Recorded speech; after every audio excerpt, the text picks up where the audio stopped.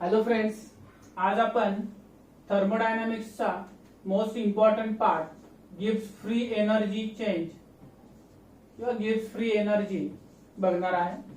Gives free energy denoted by the letter G. Last lecture मध्ये आपण delta S म्हणजे entropy change जो आहे तो बघितलेला होता. काय डिसाइड करायचं होतं आपल्याला त्यामध्ये, तर स्पॉन्टेनिटी ऑफ रिएक्शन डिस्कस करायची होती. परंतु फक्त डेल्टा एस हा सफिशियंट नसल्यामुळे अमेरिकन सायंटिस्ट जे.डब्ल्यू गिब्स यांनी आपल्याला नवीन थर्मोडायनामिक टर्म दिली, जी, डेल्टा जी. आता या ठिकाणी ही जी जी टर्म आहे, गिव्स फ्री एनर्जी म्हणतो आपण त्याला. It is defined as, mathematically define केली जाते, H minus T S. G is defined as H minus T S. आणि delta G can be determined by formula delta H minus T delta S. As delta G depends upon initial and final state of the system, it is state function. Now we have to derive the relation between delta G and delta S total. So relation between delta G and delta S total. So as we all know, delta S total is nothing but delta S of system plus delta S of surrounding. Now delta S system जो आहे that can be only considered as a delta S, and delta S of surrounding in last lecture we also determined is nothing but minus delta H by T.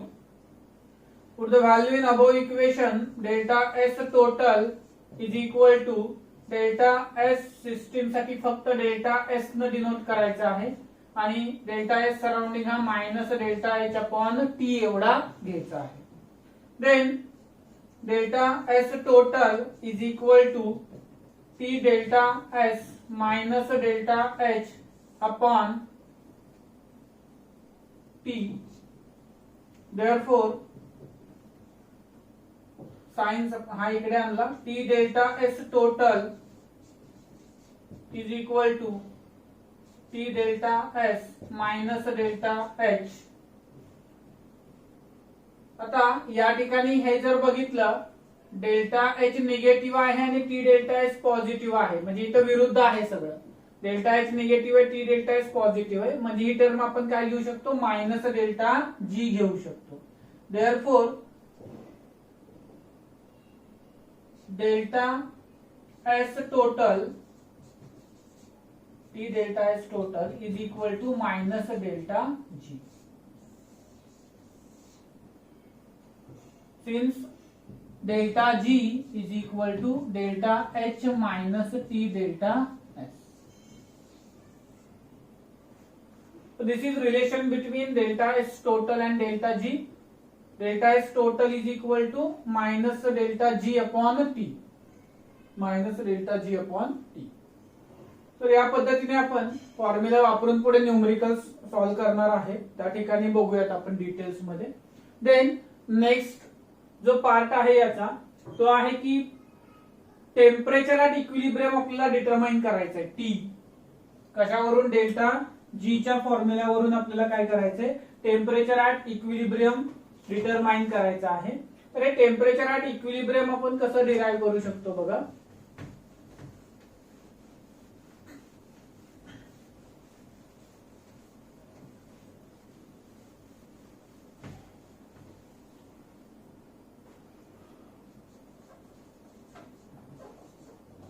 त्याच्यावरती देखील numericals येतात बऱ्यापैकी competitive exam मध्ये देखील.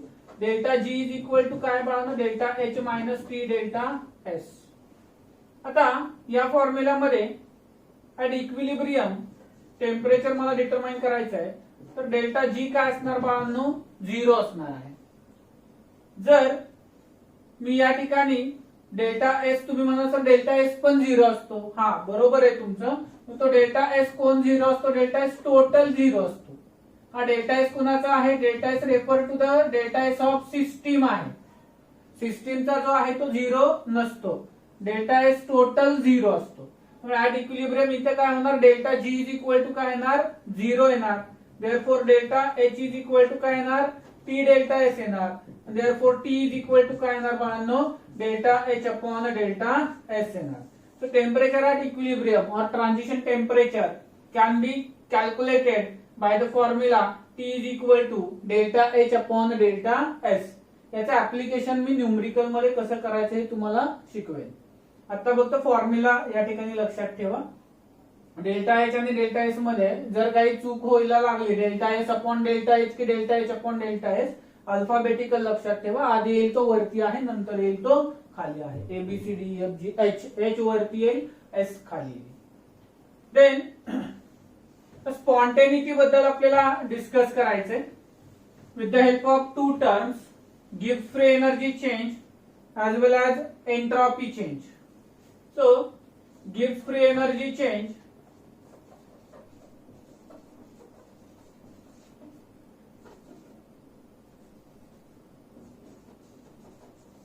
entropy change and spontaneity.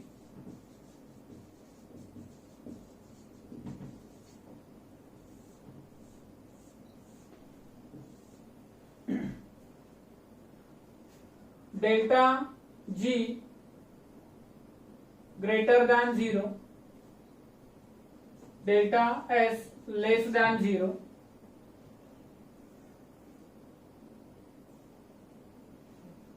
delta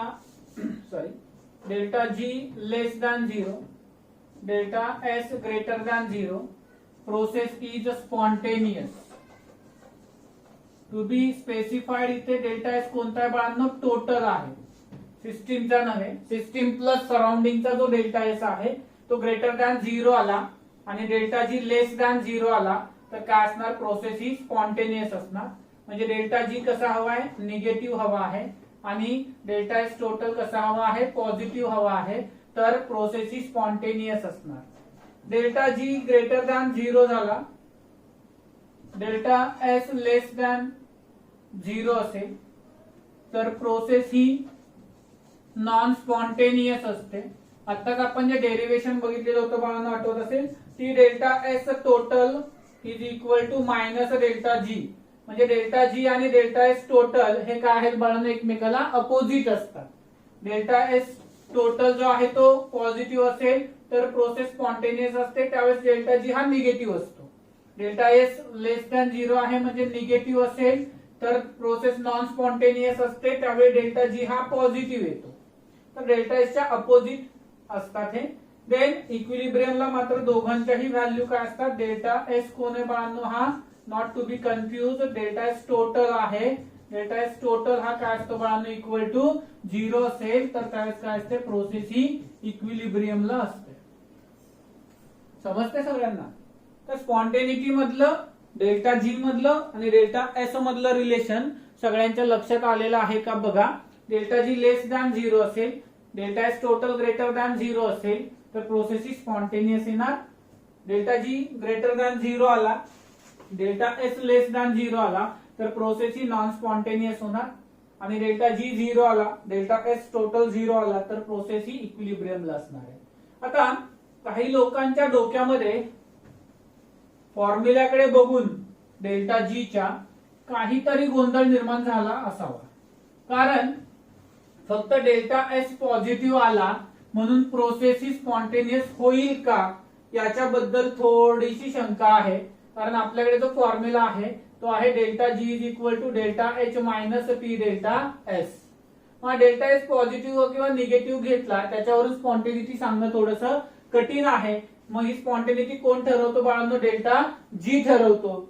म्हणजे जर spontaneous आहे की नाही हे ठरवायचं झालं तर नेहमी कुणावरून ठरवणार तुम्ही, डेल्टा जी वरून ठरवणार. डेल्टा जी निगेटिव्ह आला स्पॉन्टेनियस, पॉझिटिव्ह आला नॉन स्पॉन्टेनियस. डेल्टा एस वरून काही ठरवायचं नाही, प्रिडिक्शन द्यायचे नाहीत. कशावरून, डेल्टा एस वरून. याची काळजी घ्या सगळ्यांनी. आता या ठिकाणी एक 4 मुद्दे आहेत ज्याच्यावरती बऱ्याच वेळा कॉम्पिटिटिव्ह एक्झाम मध्ये क्वेश्चन विचारला गेलेला आहे. आपल्याकडे काही टर्म्स आहेत त्या आपण इथं घेणार आहे. पहिली टर्म आहे डेल्टा एच, डेल्टा एस आणि डेल्टा जी. या 3 टर्मचे साइन्स कसे आहेत त्याच्यावरून रिएक्शन स्पॉन्टेनियस आहे किंवा नॉन स्पॉन्टेनियस आहे हे आपण कसं ठरवणार. समजा डेल्टा एच जो आहे, डेल्टा जी आपण प्रिडिक्ट करणार आहे. डेल्टा जी पॉझिटिव्ह आला, डेल्टा एस देखील पॉझिटिव्ह घेतला, तर रिएक्शनची आपल्याला स्पॉन्टेनिटी डिस्क्राईब करायची आहे. तर मला सांगा कसं आपण करू शकतो. तर आपल्याकडे वरती फॉर्म्युला आहे. वर फॉर्म्युला काय आहे, delta G is equal to delta H minus T delta S. आणि मग जर त्या केसमध्ये आपण सॉल्व्हिंग करायचं ठरवलं फॉर्म्युल्यानुसार, तर टेम्परेचरवरही काही गोष्टी डिपेंड आहेत. त्याचा विचार करून आपल्याला स्पॉन्टेनिटी सांगावी लागेल. मग मला सांगा वरचा जो फॉर्म्युला आहे तो आपण इथे सॉल्व्ह करूया. Delta G is equal to delta H minus T delta S. बघा डेल्टा जी साठी डेल्टा एच काय दिलाय, पॉझिटिव्ह दिलाय. ओके, हा पॉझिटिव्ह आहे इथे. मायनस हा डेल्टा एस कसा दिलेला आहे, टी इंटू डेल्टा एस देखील कसा आहे, पॉझिटिव्ह आहे. म्हणजे हे पॉझिटिव्ह आहे, डेल्टा एस पॉझिटिव्ह आहे, परंतु टी डेल्टा एस हा निगेटिव्ह येणार आहे इथे. म्हणजेच इथं डेल्टा जी चं साइन हे कुणावर डिपेंड असणार बाळांनो, टेम्परेचर वरती डिपेंड असणार. जर टेम्परेचर लो असेल तर डेल्टा जी कसा येणार बाळांनो, तुमचा पॉझिटिव्ह येणार. पण टेम्परेचर हाय असेल तर डेल्टा जी कसा येणार तुमचा, निगेटिव्ह येणार. मग या ठिकाणी delta G is positive at low temperature while delta G is negative at high temperature. मग मला सांगा रिएक्शन स्पॉन्टेनियस कधी असते, डेल्टा जी निगेटिव्ह असल्यावरती. मग ही रिएक्शन स्पॉन्टेनियस येईल, कधी येईल spontaneous, reaction become spontaneous at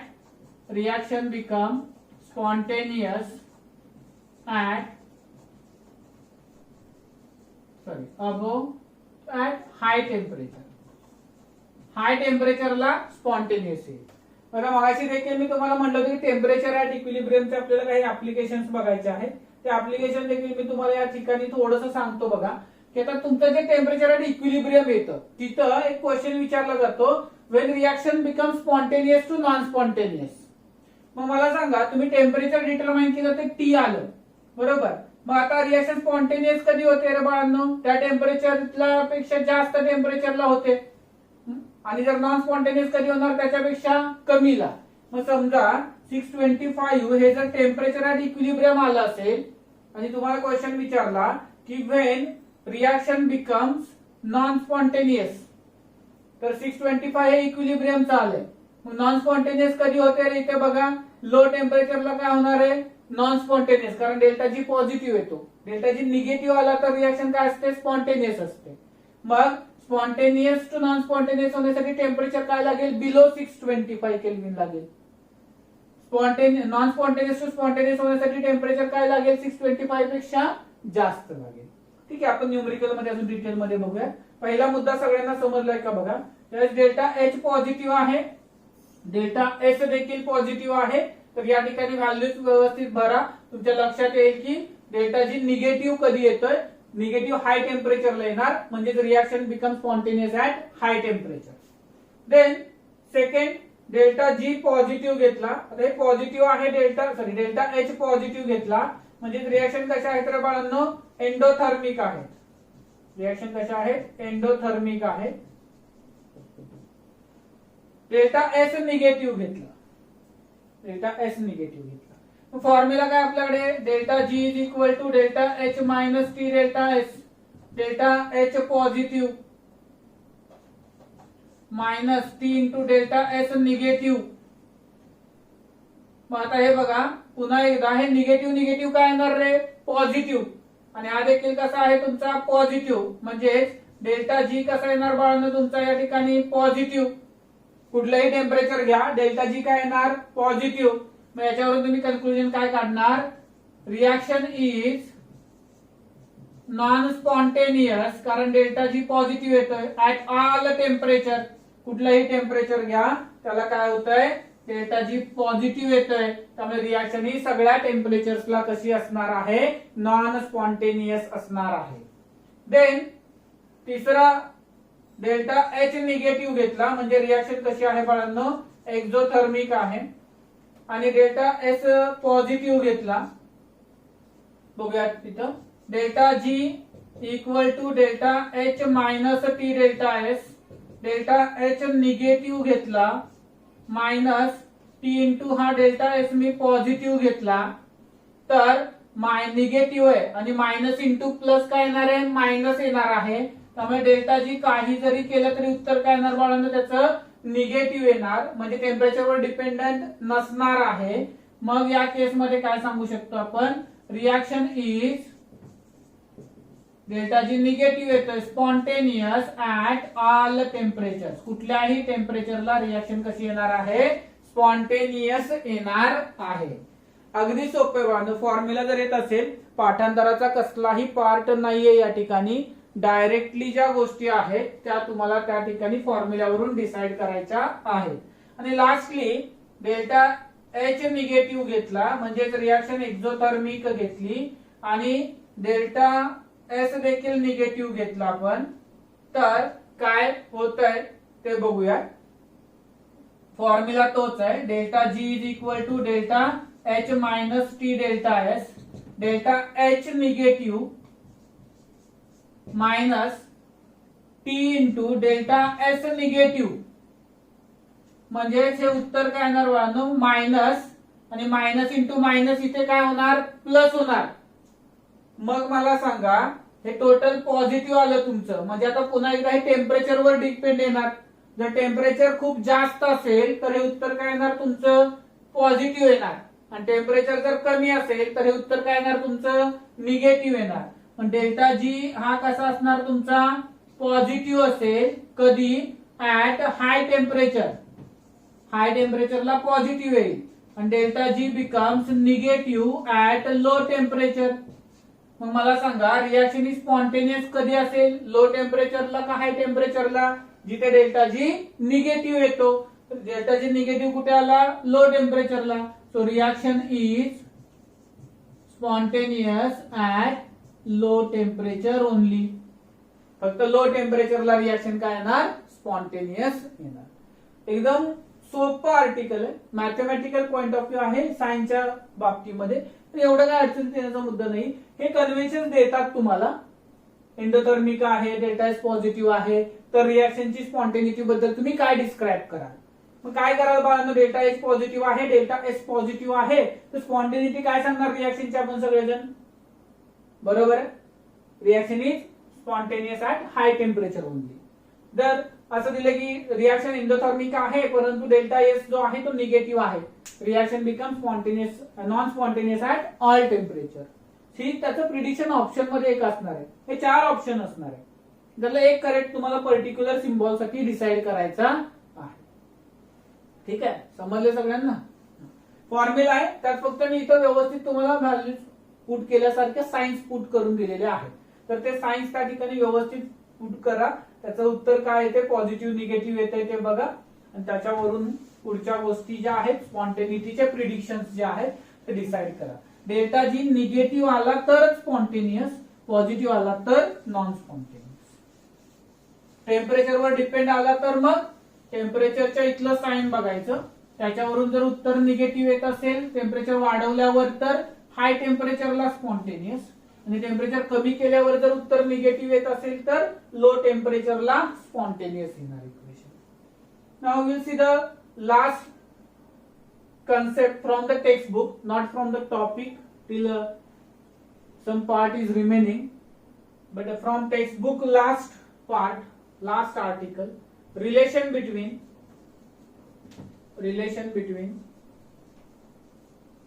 delta G and equilibrium constant, delta G0 and equilibrium constant.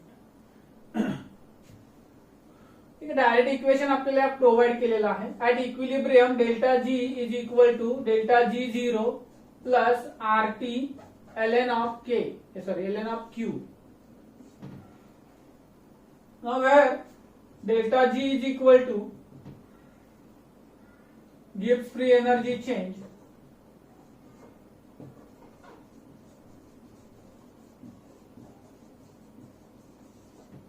delta G0 is equal to standard Gibbs free energy change, R is constant, T is temperature at particular condition, and Q is the reaction quotient that we learn in the chemical equilibrium. So that Q may be QC, Q may be equal to QC for liquids, तो कॉन्सन्ट्रेशनच्या term मध्ये घेतला जाऊ शकतो, किंवा it may be equal to QP, म्हणजे जर gases दिले असतील तर तो प्रेशरच्या टर्म मध्ये घेतला जाऊ शकतो.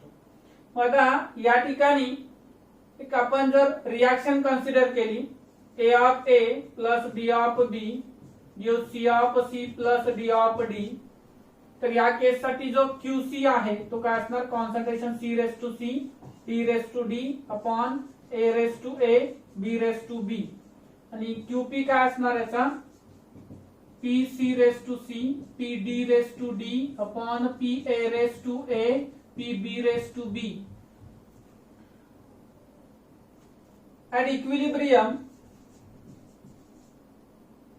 QC or QP, QC become equal to the KC or QP become equal to the KP, equilibrium constants at constant pressure and sorry at concentration for liquids and for gases in terms of pressure.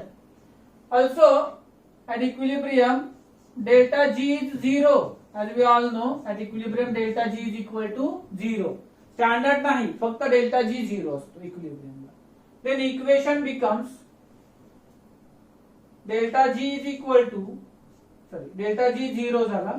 Zero is equal to delta G zero plus RT ln of QC, or 0 is equal to delta G0 R plus RT ln of QP in terms of pressure for gases, in terms of concentration for liquids. Therefore, delta G0 is equal to minus RT ln of, sorry, not Q, this is KC and this is KP at equilibrium. ln of KC, or 0 is equal to चाऐवजी delta G0 is equal to minus RT ln of KP. Now put the value for ln. ln ची value काय घेतो आपण, delta G0 is equal to minus 2.303 RT log base to 10 KC, or delta G0 is equal to minus 2.303 RT log base to 10 of Kp, and this is the relation between delta G0 and equilibrium constant, may be Kp or may be Kc.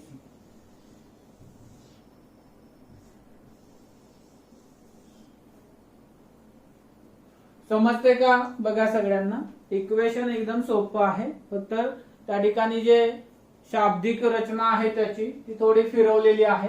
बघा काय केलं आपण, direct equation provide केले की delta G is equal to delta G0 plus RT ln of Q, where delta G is the Gibbs free energy change, R is the constant as usual we taking, delta G0 is standard Gibbs free energy change, T is the temperature, and Q is the reaction quotient that we learn in the chemical equilibrium, where it may be it equals to the QC or QP. For solutions आपण नेहमी concentration घेतो या term मध्ये, आणि gases साठी आपण pressure घेतो, त्यामुळे या ठिकाणी QC असू शकतो किंवा QP असू शकतो. गॅस साठी QP असणार, लिक्विड साठी QC असणार. इक्विलिब्रियमला हा QC किंवा QP जो आहे तो QC KC एवढा असणार, QP KP एवढा असणार, आणि डेल्टा G काय होणार, इक्विलिब्रियमला 0 होणार. त्यामुळे पुढे जर आपण बघितलं त्या व्हॅल्यू या इक्वेशन मध्ये पुट केल्या, तो 0 equal to delta G0 plus RT ln of QC, और क्यूपीच्या टर्म मध्ये घेतलेलं आहे आपण इक्वेशन, तो क्यूसी असू शकतो किंवा क्यूपी असू शकतो. Delta G zero R delta G zero sorry delta G is equal to delta G zero plus R T ln of QP पण असू शकतो. मग व्हॅल्यूज पुट केली आपण, त्याच्याऐवजी क्यूसी ऐवजी केसी आणि क्यूपी ऐवजी केपी व्हॅल्यू पुट केली.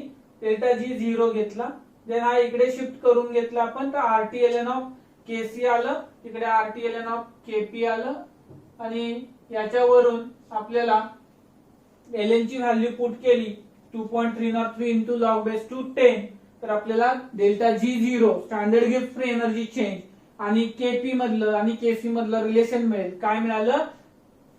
Delta G zero is equal to minus 2.303 RT log base to 10 of KP or KC. ठीक आहे, आणि इथे आपला टेक्स्ट बुक नुसार हा टॉपिक संपतोय. लास्ट एक लेक्चर पुढचं होईल, त्याच्यामध्ये न्यूमरिकल्स होतील, नंतर हा टॉपिक संपेल. देन सीईटी साठीचा जो स्टडी आहे तो या ठिकाणी बाळांनो संपेल, परंतु नीट आणि जेई साठी त्याच्यानंतर 2 किंवा 3 लेक्चर्स अजून, न्यूमरिकलचे एक लेक्चर झाल्यानंतर 2 ते 3 लेक्चर्स अजून रिक्वायर्ड असतील. त्या लेक्चर्स मध्ये आपण कॉम्पिटिटिव्ह विंडो जो आहे तो त्या ठिकाणी कंप्लीट करूया. ठीक आहे, व्यवस्थित आहात सगळे, काळजी घ्या, घरी राहा. थँक्यू.